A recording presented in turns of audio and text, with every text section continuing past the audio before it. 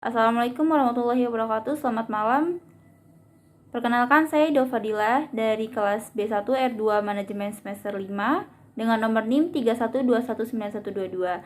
Di sini saya akan membackup tugas, yaitu membackup UAS. Oke. Di sini saya akan menjelaskan salah satu judul dari buku yang berjudul Strategi Pertumbuhan dan Pengembangan Pasar. Jadi materi pembahasannya itu di sini ada strategi akuisisi dan restrukturasi, strategi pengembangan pasar, dan formalisasi strategi global. Oke, kita satu-satu dulu pemahaman tentang akuisisi dan restrukturasi. Jadi, akuisisi dan merger, pengkombinasian operasi dari dua atau lebih perusahaan melalui merger dan akuisisi, merupakan suatu opsi strategik yang banyak digunakan dan menarik untuk mencapai pengoperasian yang lebih ekonomis. Di samping itu juga dapat memperkuat kompetensi dan daya saing perusahaan yang dihasilkannya, serta membuka jalan untuk mendapatkan peluang pasar baru. Lanjutannya, pemahaman tentang akuisisi dan restrukturasi.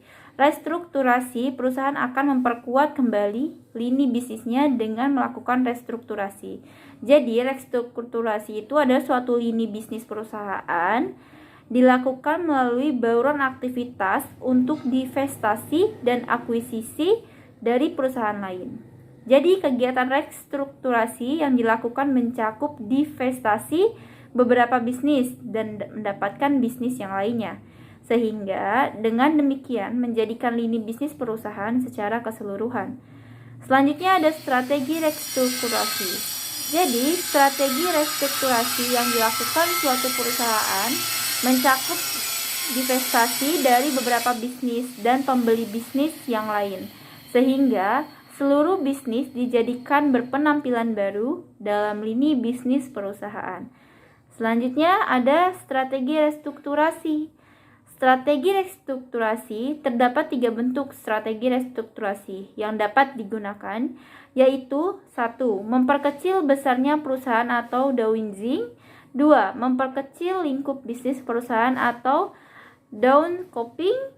Yang ketiga, pembelian yang mengungkit saham perusahaan atau leveraged buyouts. Pengertian strategi global.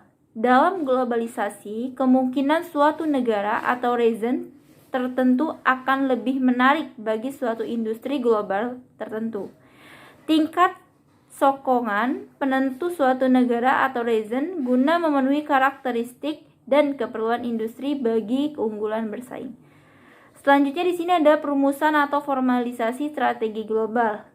Jadi ada 5 teman-teman. Tahapan strategi informasi internasional antar global, yaitu yang pertama adalah identifikasi peluang internasional, yang kedua mengkaji sumber daya dan kapabilitas untuk memilih opsi strategi internasional atau global, yang ketiga menggunakan kompetensi inti perusahaan, yang keempat mengevaluasi masalah dan resiko dari opsi mode entry yang dipilih, dan yang terakhir adalah mengkaji hasil implementasi dan strategi bersaing.